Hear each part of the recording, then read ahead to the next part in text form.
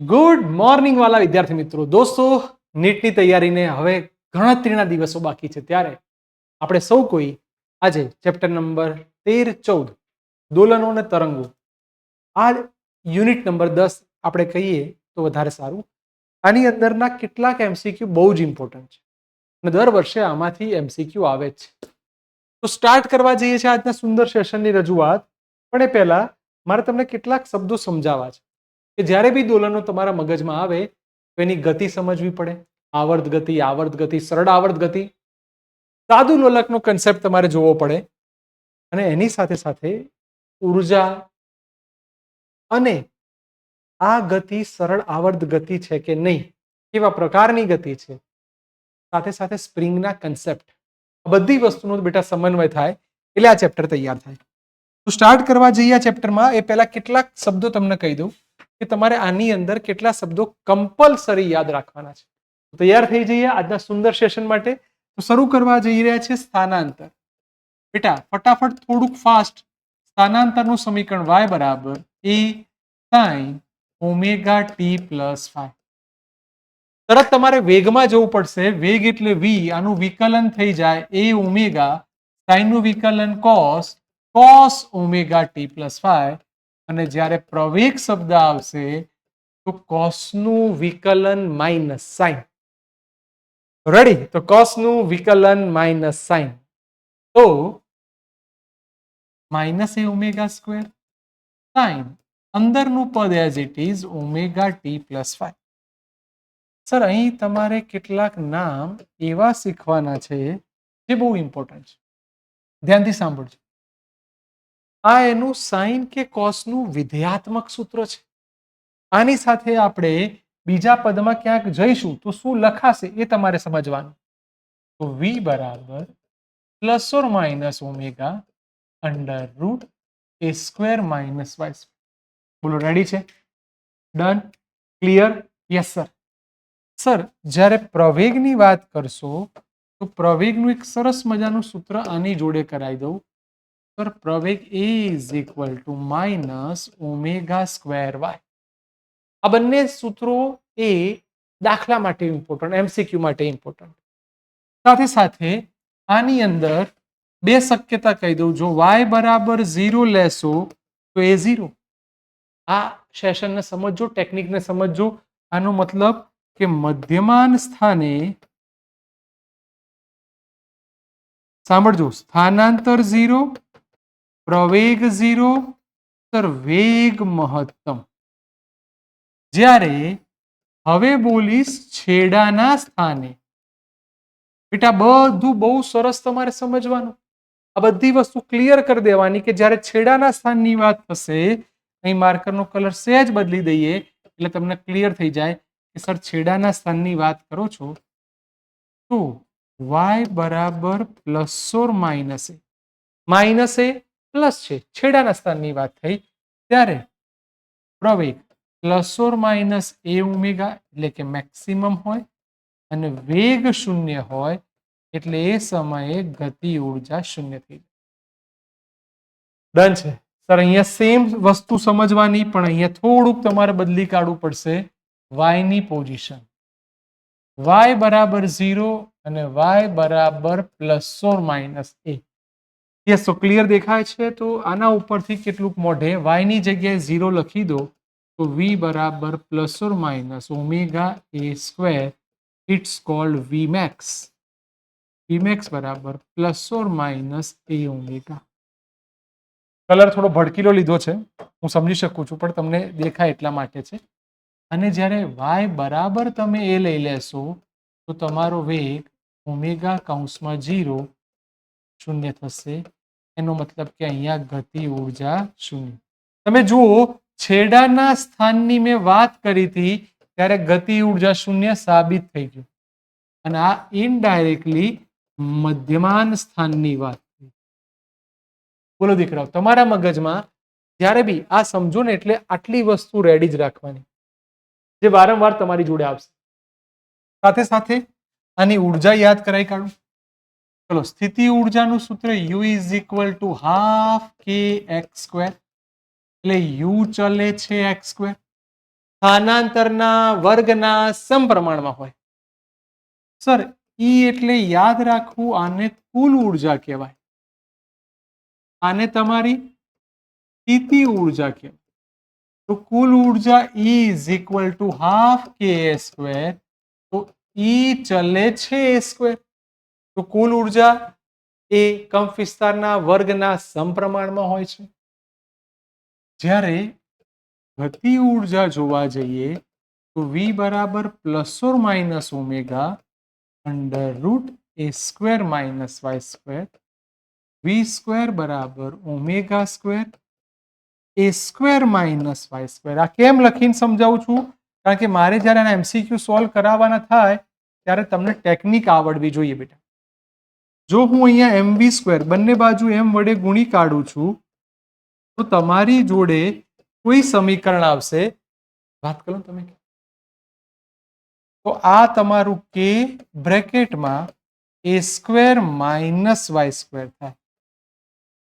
જો તમે ગતિ ઉર્જાના પદમાં છો તો તમે આને હાફ mv સ્ક્વેર કરી દો એટલે હાફ કે એ સ્ક્વેર માઇનસ વાય સ્ક્વેર. આ તમારી ગતિ ઉર્જાનું સમીકરણ. તમારી પાસે આ બધી ઉર્જાના સમીકરણ એટલા માટે ક્લિયર હોવા જોઈએ કે તમને આમાંથી કઈ બી પૂછાય તો તમને આવડે. ઓકે,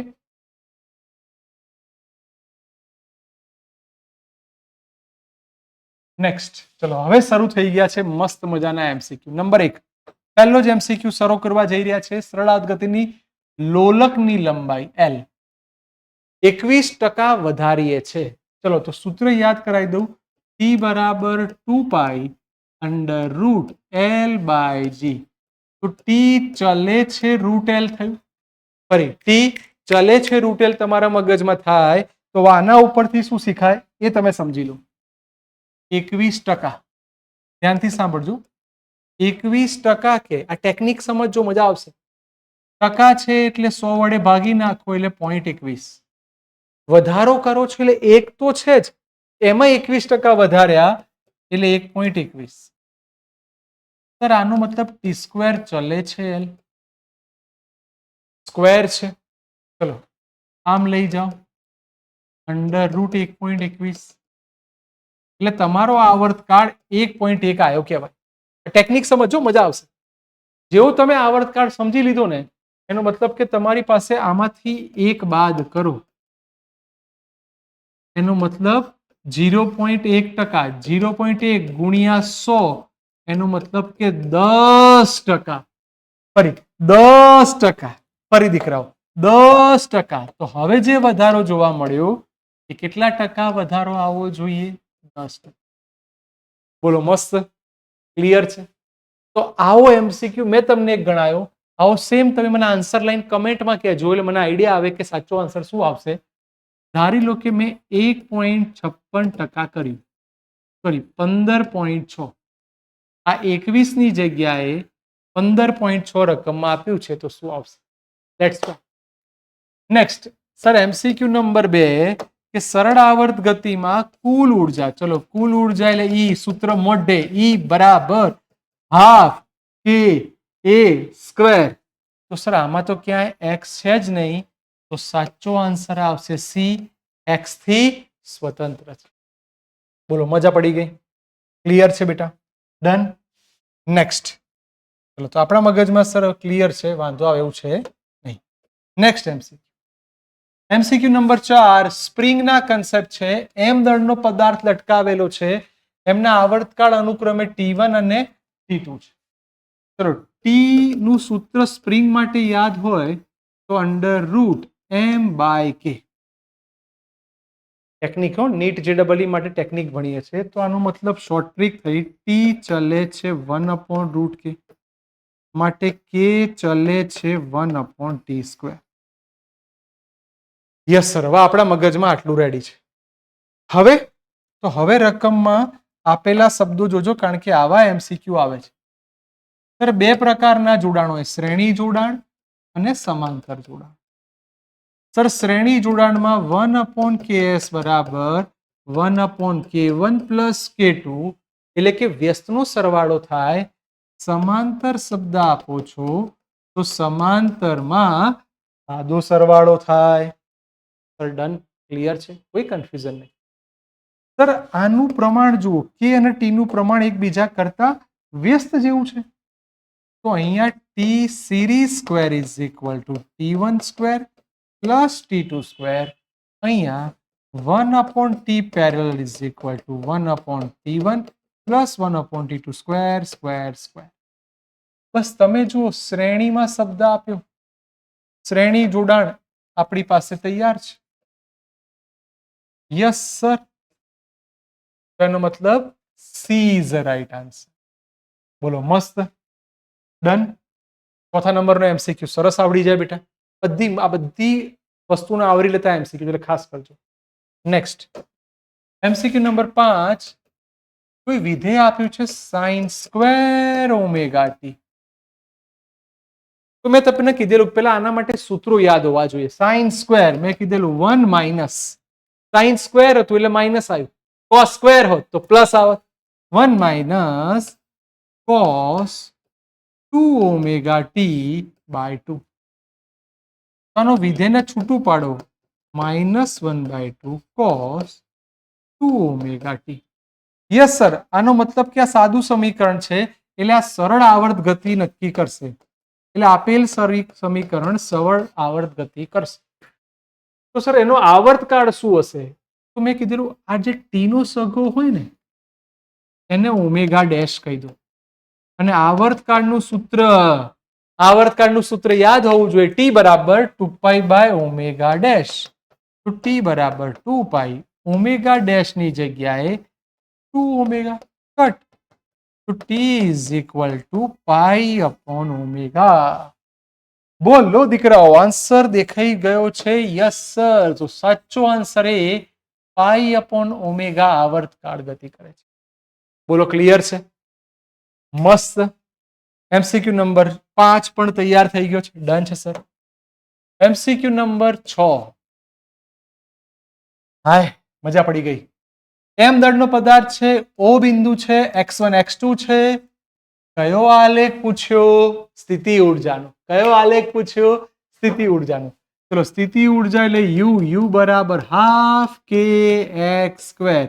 તો u ચલે છે x સ્ક્વેર. યુ ચલે છે x સ્ક્વેર. સ્થિતિ ઉર્જા એ સ્થાનાંતરના વર્ગ. સર વર્ગ શબ્દ આવે એટલે કમ્પલસરી પરવલય આકાર જ થાય. પરવલય આકાર થાય એટલે આપણે સૂત્ર કીધેલું, જો યાદ ના હોય તો એકવાર યાદ કરાવી દઉં. કુલ ઉર્જા ક્યારે ના બદલાય? તો કુલ ઉર્જાનો ગ્રાફ હંમેશા સ્થાન પર આધારિત નથી. કુલ ઉર્જાનો ગ્રાફ હંમેશા સ્થાન પર આધારિત નથી, અચળ રહેશે. સ્થિતિ ઉર્જા એટલે યુ. સ્થિતિ ઉર્જા એટલે યુ. સ્થિતિ ઉર્જા એટલે યુ.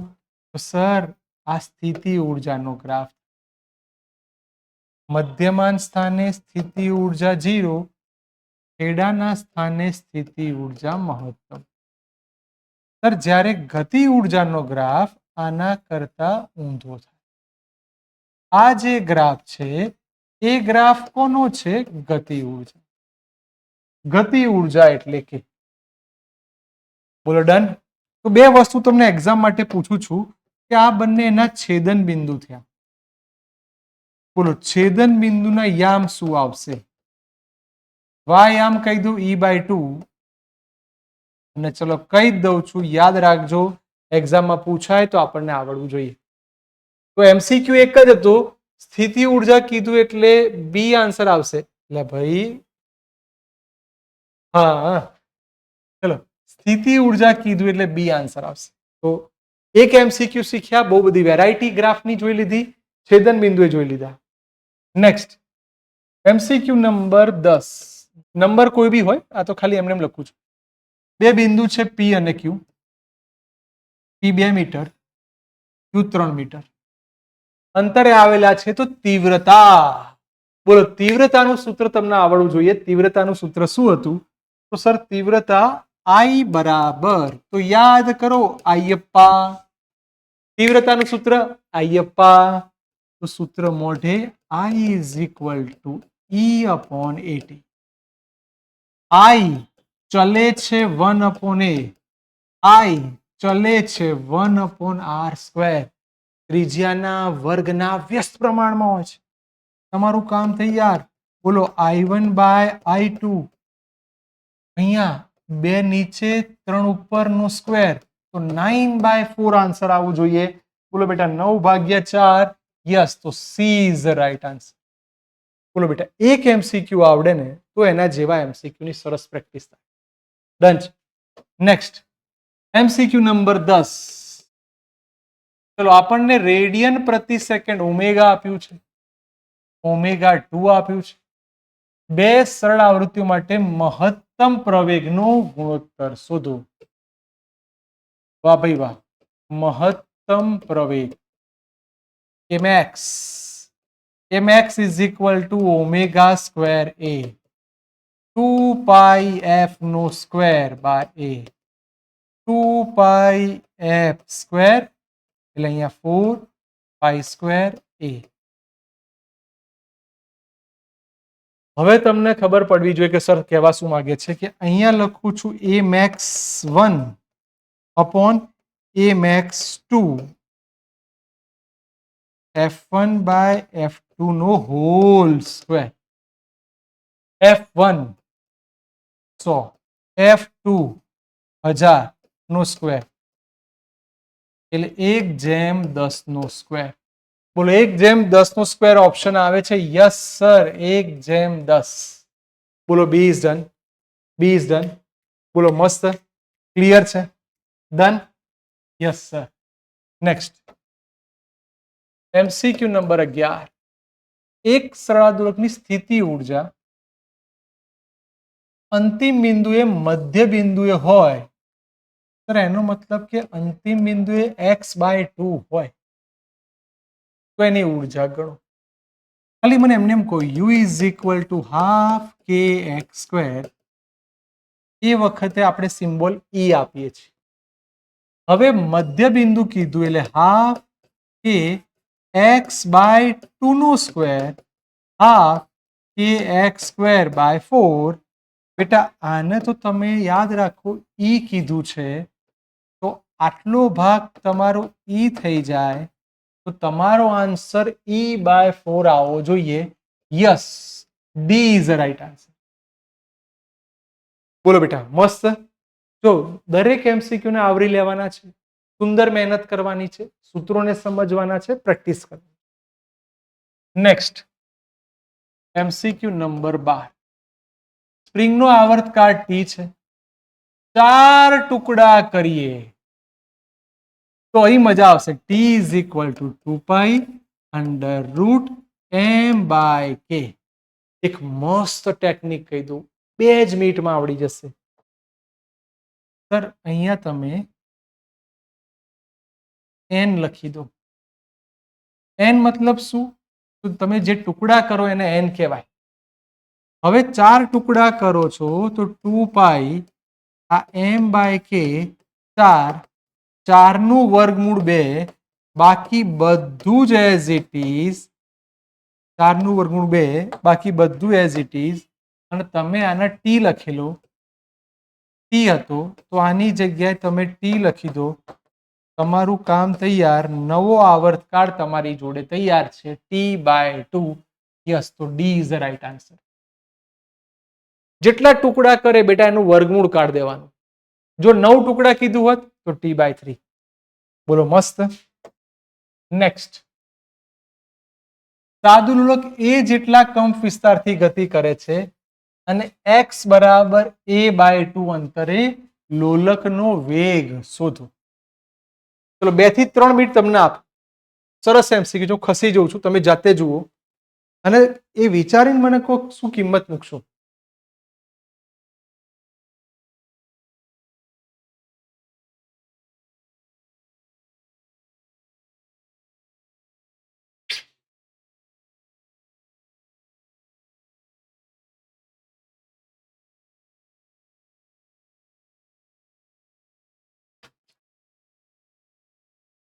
નિષ્ઠા તમે રૂબરૂ મળી જાવ સરને કોઈ બી ચિંતા હોય તો તમને એકવાર કહીશ આજના લેક્ચરનું, એટલે તને કહેશે.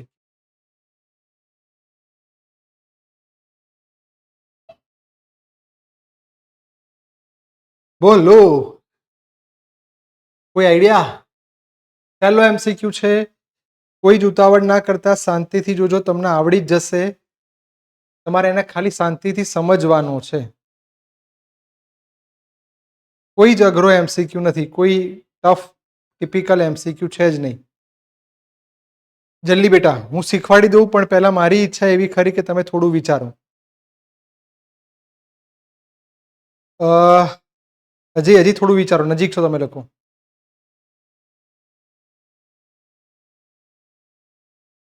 ચલો રેડી, લેટ્સ ટ્રાય. સર હમણાં તમે કંઈક સૂત્ર શીખવાડ્યા કે જ્યારે આપણે પદ લખતા હતા v બરાબર plus or minus omega under root a square minus Y square. તમને કંપ વિસ્તારને સ્મોલ એ આપ્યો, plus or minus omega a square, આની જગ્યાએ a સ્ક્વેર બાય 4. લસા લઈ લો, plus or minus omega 3a square by 4 તો રૂટ 3 ઓમેગા a બાય 2. હય આ તમારી પાસે વેગ આવ્યો. હવે તમારો અહીં જવાબ તો આવો કઈ છે જ નહીં, તો હવે શું કરી શકાય છે? તો ઉભા રહો, શાંતિથી અહીંથી જોજો. રૂટ 3/2 a, સર ઓમેગાની જગ્યાએ શું લખાશે? 2π/t લખાશે. Yes sir. તો હવે ચેક કરો ને, 2 ઉડી ગયા. Route 3a π/t. સર આ નહીં આવે, આ નહીં આવે. હા, જોઈ શકો છો બેટા કે મસ્ત MCQ. બસ આ જ રીતે કોઈ પણ MCQ ને સોલ્વ કરવા હોય તો પેટર્ન બનાવો. Next MCQ number 15, MCQ number 16. વી ઝડપ એ પ્રવેગ, કયું વિધાન સાચું છે? સર વેગ મહત્તમ હોય ત્યારે પ્રવેગ, હા પહેલું જ સાચું થઈ ગયું કે જ્યારે વેગ મહત્તમ હોય ત્યારે પ્રવેગ શૂન્ય હોય. કેમ? તો ફરી વાર યાદ કરાવું, આવું કંઈક ભણી ગયેલા? અને જો તમને યાદ હોય તો મેં તમને આજના જ લેક્ચરમાં એક ગ્રાફ શીખવાડેલો, તો તમને ક્લિયર થઈ ગયું. Next MCQ number 16. તાક્ષણિક વેગ અને તાક્ષણિક પ્રવેગ વચ્ચેનું કળા તફાવત. બહુ જ મસ્ત MCQ. ચલો, તાક્ષણિક વેગ અને તાક્ષણિક પ્રવેગ. સૂત્ર લખી દઉં છું, v બરાબર plus a omega cos omega t plus 5. પ્રવેગ એટલે વિકલન કરીશું, minus omega square sine omega t plus 5. મેં મારી રીતે તમને કંઈક હિન્ટ આપી છે અને તમને ખબર પડી જવી જોઈએ. ચલો બેટા, હું સહેજ ખસી જઉં છું. બોલો, MCQ નંબર 16. કળા તમારે લાવવાની છે, તમને જલ્દી આવડી જવું જોઈએ. શું આવશે? પાઈ આવશે, π/2 આવશે, શું આવશે? જલ્દી, ફટાફટ. ચલો કહી દઉં સર, આનો મતલબ કે આની કળા પાઈ કહેવાય અને આની કળા π/2 કહેવાય. કારણ કે તમે જો સાઈનનું શું થઈ ગયું, કોસ લીધે બદલાઈ ગયું. બસ તફાવત લઈ લો, પાઈ માઇનસ π/2 એટલે π/2 એટલે 0.5 પાઈ. કારણ કે કળા નહીં પૂછી, કળાનો તફાવત પૂછેલો છે. યસ, હા, તો બહુ જ દૂર છે. D is a right answer. બોલો, મસ્ત બેટા, ડન છે. નેક્સ્ટ, આ મજા આવશે. તમને સમીકરણ આપ્યું છે અને કણની ગતિ માટેનું સૂત્ર. હવે આવતું સમીકરણ ના ચાલે, એટલે તમારે પહેલા કન્વર્ટ કરવું પડશે, અથવા તો x is equal two a. Sir sine square છે, હમણાં તમે શીખવાડ્યું, 1 minus cos 2 omega t/2. x એમના એમ a/2 અંદર લઈ જાઓ, minus a/2 cos 2 omega t. તો તમને કઈ બી કહેશે ને એટલે તમારે ખાલી એટલી નજર રાખવાની કે ટી નો સહગુણક કોણ છે? 2 ઓમેગા. તો આવર્તકાળના સૂત્ર પ્રમાણે T dash is equal to 2 by omega dash. આની જગ્યાએ 2 omega 2 cut pi by omega. Yes sir, આ તો આવર્તકાળ આવ્યો. આવૃત્તિ એના કરતા ઊંધું હોય એટલે ઓમેગા બાય પી. જોઈ શકો છો સાચો આન્સર આવી. બોલો ડન છે? ક્લિયર બેટા? તો આવા કોઈ પણ એમસીક્યુ પૂછાય તો આપણે આ રીતે સોલ્વ કરી શકીએ. બોલો મસ્ત. નેક્સ્ટ, આ કયા નંબરનો હતો બેટા? 18. ચલો ધારી લો કે હવે આપે છે એમસીક્યુ નંબર 19. મસ્ત એમસીક્યુ છે. સવાલ તમને એવું પૂછ્યો છે, એક જ મિનિટ. બે કર્ણો પાસે સમાંતર રેખાઓ પર સરખી આવૃત્તિ સરખો કંપ વિસ્તાર છે. જ્યારે મૂળ કંપ વિસ્તાર કરતા અડધું થાય ત્યારે વિરુદ્ધ દિશાથી પસાર થાય. બહુ સરસ શબ્દ આવ્યો, તમે શબ્દને સમજો. મૂળ કંપ વિસ્તાર કરતા અડધું થાય, પરસ્પર વિરુદ્ધ દિશા પસાર થાય તો તેમની વચ્ચેનો કળા તફાવત શોધો. બોલો સ્થાનાંતરનું સમીકરણ વાપરીએ કે વેગનું સમીકરણ વાપરીએ? ચલો તમે જાતે એકવાર જુઓ, સહેજ જગ્યા આપું છું, તમે શાંતિથી જોઈ શકો એટલા માટે. જલ્દી ફટાફટો બેટા, જલ્દી થોડું સ્પીડ રાખજો. સ્થાનાંતરનું સમીકરણ વાપરવાનું છે, તમને આઈડિયા આવી જવો જોઈએ. યસ, ચલો સ્ટાર્ટ.